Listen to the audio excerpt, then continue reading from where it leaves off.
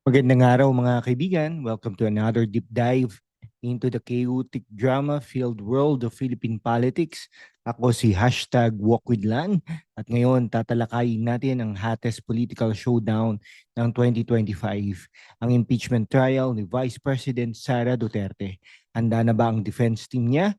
Sino nga ba ang mga abogado na sasagip sa kanya mula sa political prosecution na ito, no? Or persecution na ito.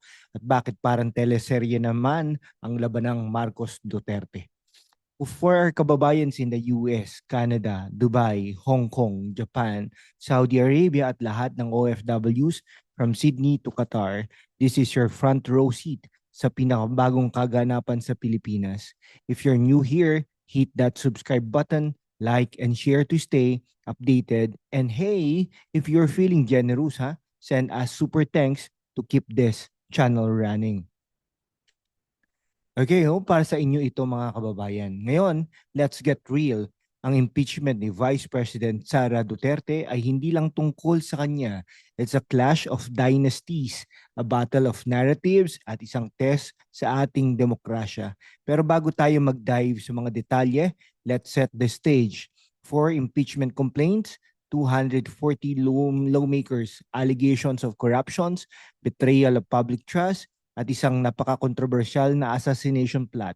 Pero sabi ng defense team ni Sara, handa kami. So sino nga ba ang mga abogado na ito at paano nila ililigtas si Vice President Sara Duterte?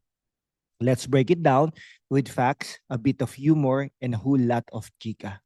Alright, let's meet the dream team, or should I say Duterte team. Ayon sa mga ulat, ang defense ni VP Sara ay binubuo ng mga bigatin sa legal world kasama na ang kanyang pamilya. Here's the rundown, no? Rodrigo Duterte, ang dating Pangulo. Yup, you heard that right, no? Si Tatay Digong mismo ang isa sa mga abogado ni Sara, a former prosecutor from Davao and admitted to the bar in 1973. Rodrigo Duterte is no stranger to legal battles. Pero VP Sara herself said in a February 7 press con, I'm inclined to tell him not to lead the defense because of his age. Ow, filial piety or strategic move. Ano sa tingin ninyo mga kaibigan? Si Digong ay exempted from mandatory continuing legal education, MCLE, so technically he's ready to rumble. Pero ang tanong, can former president with a controversial past sway the Senate? Or is this just a way to keep the Duterte brand in the spotlight? And besides that, nasa kulungan po si dating Pangulong Rodrigo Roa Duterte. Pangalawa, Luis Carpio Jr., ang father-in-law ni Sara, no? Sara's father-in-law married to former Court of Appeals Justice Agnes Carpio, is another key player, co-founder ng Carpio and Bello Law Offices. These guys got connections, but here's the twist. His relatives like Conchita Carpio Morales and Antonio Carpio are not exactly Duterte fans. Talk about family drama in the courtroom. Sheila Season and ang rising star, no? A partner of Fortune Narvasa and Salazar Law Firm. Si Sheila isang UP Los Baños graduate at San Sebastian Law valedictorian. Same school as Sara. She's a debater, writer, at may experience sa high-profile cases. If you're looking for someone to deliver a closing argument, this might be her moment to shine. Okay, may mga reports din, no, na may iba pang mga abogado tulad ng Davao City Councilor Luna Maria Dominic Acosta at Attorney Israelito Torion na involved sa Supreme Court petition to block the trial. These are seasoned legal minds, ready to challenge the constitutional infirmities ng impeachment process.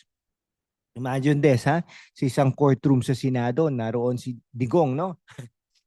Pero syempre hindi mangyayari 'yon dahil nandun pa sa dahig si dating Pangulong Rodrigo Roa Duterte, no? Na hawak niya ang mikropono, delivering a classic Duterte style rant while Sara watches from the sidelines. Parang pelikula, di ba? Pero seryoso, this defense teams is a mix of a family loyalty and legal firepower. Pero kaya ba nilang labanan ang 240 lawmakers na sumuporta sa impeachment? Let's see. Kung curious ka na sa labanang ito, hit that like button and comment below. Sino sa tingin ninyo ang MVP ng defense team ni Sarah? Share this video to your friends sa US, Canada at Dubai para updated sila sa balita. Ano ang mga allegations, no? Now let's talk about the meat of the issue. Ano nga ba mga kasalanan ni VP Sara according to her accusers? Here's a breakdown with a balanced look at both sides. Ha? Ang House of Representatives ay nagsasabing si Sara ay grossly abused ang confidential funds ng Office of the Vice President, OVP, at Department of Education, DepEd.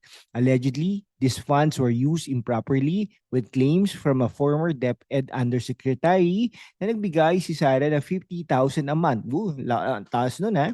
Cash gifts. Grabe, no? Parang Christmas bonus na walang resibo. Ayon sa Chief of Staff ni Sara, siya mismo ang nag-coordinate ng funds with Special Disbursing Officer Gina F. Acosta. They claim everything was above board, and the OVP's compartmentalized structure explains the lack of intermediaries. Plus, Sarah's camp says these accusations are politically motivated to derail her 2028 presidential bid. The most teleserye-worthy accusation has Sara allegedly threatened to have President Bongbong Marcos, First Lady Liza Araneta, and House Speaker Martin Romualdez killed if she were assassinated. This came from a November 2023 live stream press con where she said she'd hired an assassin. No? Sara later clarified it wasn't a real threat. Marcos called it a storm in a teacup.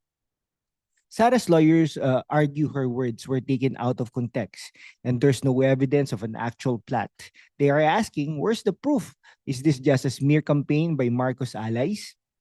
Okay, from graft and corruption to incitement to insurrection, no? The impeachment complaint is a laundry list of serious accusations. Some lawmakers even claim Sarah's failure to denounce China's actions in the South China Sea is a betrayal. Ouch! Sarah's team calls the impeachment flawed and rash, citing constitutional issues like the one-year bar rule, which prohibits multiple impeachment attempts in a year. They have been even filed a Supreme Court petition to nullify the process. Mga kaibigan, parang Game of Thrones ito ha, pero instead of dragons, we have confidential funds and political dynasties. Ang tanong, is this impeachment about justice or just a power grab? Marcos versus Duterte, round 2. If you are as mind blown as I am, share this video to your group chats sa WhatsApp, Viber or FB Messenger. Let's get this discussion going. Lalo na sa mga kababayan natin sa Australia, Singapore at Saudi Arabia. Let's zoom out and look at the bigger picture. This impeachment isn't just about Sara. It's the culmination of a dynastic feud. Let's break it down. The Uniteam breakup, in 2022, Marcos and Sara ran as the Uniteam, promising unity. Fast forward to 2025, and it's more like this unity. Sara resigned from Marcos' cabinet in June 2024, citing differences, especially on the South China Sea and the drug war. Critics like Aris Arugay from UP Diliman argue that this impeachment is about stopping Sara's 2028 presidential run. Marcos, who can't run again, might want a loyal successor. Meanwhile, Sara's camp accuses Marcos' allies like House Speaker Martin Romualdez of orchestrating a political vendetta. Sa mata ng mundo, this feud is a spectacle. The Philippines, a key U.S. ally, is showing cracks in its democracy, with International Criminal Court eyeing Rodrigo Duterte's drug war and midterm elections in May 2025 looming. The stakes are sky high. Picture this. Sa isang pulong sa Malacanang, Marcos and Sara shaking hands in 2022, all smiles. Pero ngayon, parang telenovela na may plot twist every week. The Marcoses and the Dutertes, once allies, are now locked in a battle that could reshape Philippine politics. Kaya nga mga kaibigan, kung may popcorn festival sa Pinas, siguradong sold out na ngayon, no? Pero seryoso, this feud shows how dynasties still dominate our politics. Ano sa tingin ninyo? Time for a change. Subscribe na para updated kayo sa next chapter ng Marcos Duterte saga. Send us a super thanks if you're watching from Japan, Italy, or Qatar. Your support keeps us going. Ano ang mangyayari sa impeachment trial? So what's next? The Senate will act as an impeachment court within 24 senators as judges and Senate President Chis Escudero presiding. Here's the breakdown. The process. The House has named 11 prosecutors, including Leila de Lima and Chel Jokno, to argue against Sara.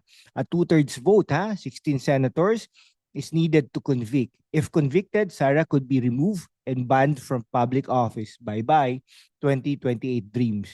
The Senate is divided. Sara has allies, but Marcos's influence is strong. Plus, with the May 2025 midterm elections, half the Senate seats are up for grabs. A new Senate could tip the scales. Her team's Supreme Court petition argues the impeachment violates the one-year bar rule. If the SC agrees, the trial could be stopped. But legal experts said the Senate is constitutionally required to proceed forthwith.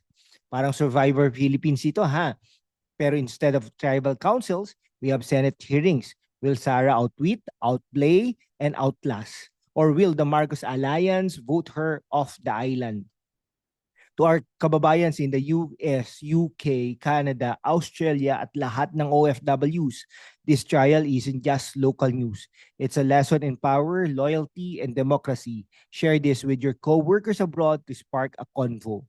Comment below kaya ba ni Sara ang laban na ito? Like and share to your friends in Dubai, Singapore, at Hong Kong para updated sila. And if you're feeling extra supportive, send a super thanks please para sa inyo ang content na ito.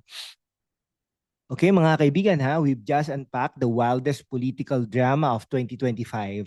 Ang defense team ni VP Sara mula kay Digong hanggang sa mga bigating abogado ay handang-handa na pero ang laban ay malayo pa sa tapos. No? Is this impeachment about accountability or is it a political chess game to control 2028?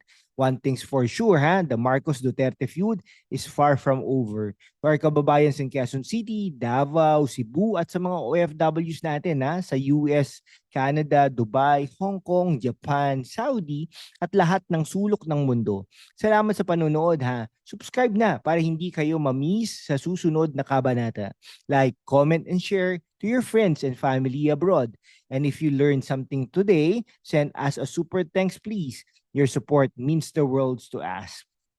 Let's keep the conversation going. Ano sa tingin ninyo? Innocent ba si Sara? Or is this the end of her political career? Comment down below and let's talk about it.